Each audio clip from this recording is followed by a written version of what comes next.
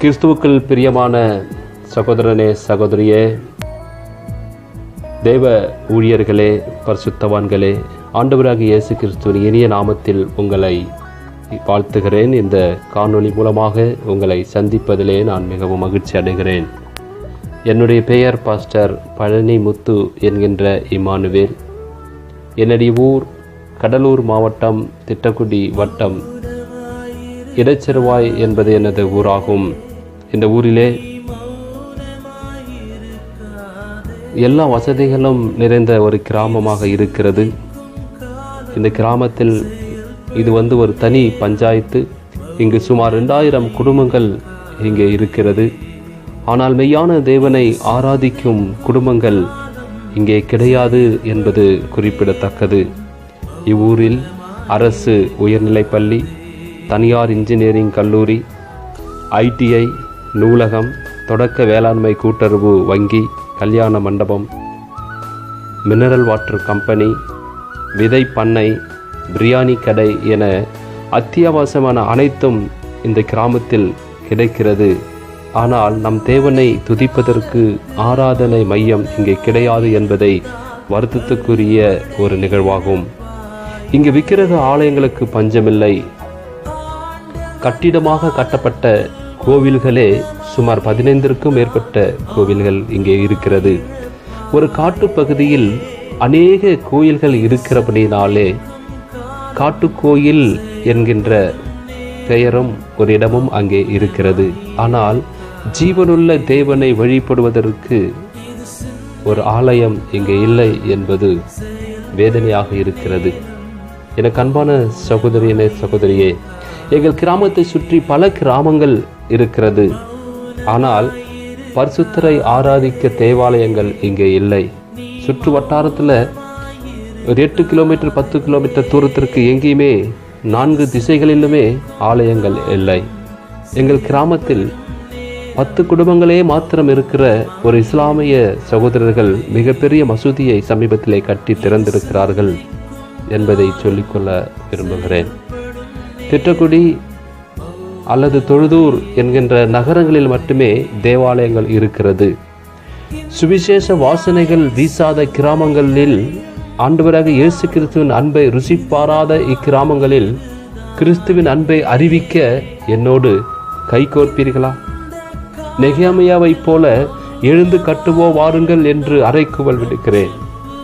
என் கரங்களை வலு சேர்க்க வருவீர்களா? எஸ்தரை போல என் ஜனங்களுக்காக நான் முன் நின்று நான் போராட நான் தயாராக இருக்கிறேன். என்னோடு நீங்கள் இணைவீர்களா? செபிப்பீர்களா? சபையே இல்லாத இக்கிராமத்தில் ஒரு சிறிய சபையை கட்ட வேண்டும் என்று விரும்புகிறேன். நீங்கள் முன் வருவீர்களா?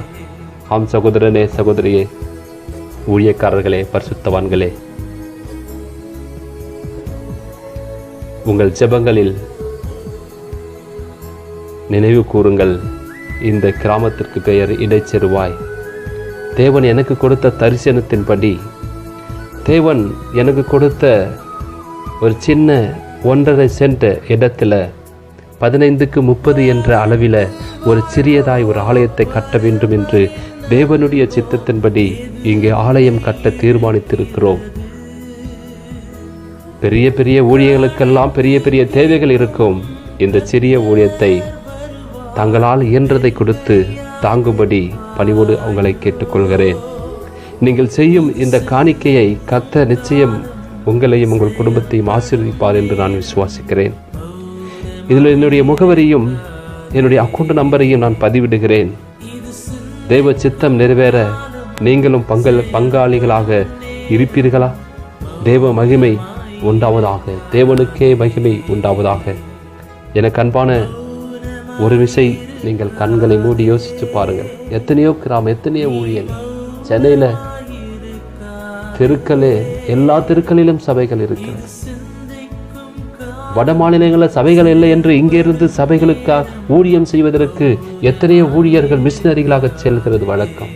ஆனால் என் அன்பு சகோதரனே, எங்கள் கிராமங்களில் சுற்றுவட்ட வட்டாரத்தில் சபைகளே இல்லை. ஆகவே இந்த ஆலயத்தை கட்டுவதற்கு இந்த இடத்திலிருந்து தேவனை அநேக கிராமங்களுக்கு ஆண்டவரை பற்றி அறிவிப்பதற்கு உங்களுடைய முழு ஒத்துழைப்பும் தேவைப்படுகிறது. எனக்கு அன்பான சகோதரனே, சகோதரியே, நீங்கள் இந்த காணொலியை கேட்பது மாத்திரமல்ல, உங்களுடைய கிறிஸ்துவ நண்பர்களுக்கு இதை அனுப்புங்கள். அவ்வப்போது நடக்கிற காரியங்களை நான் உங்களோடு பகிர்ந்து கொள்கிறேன்.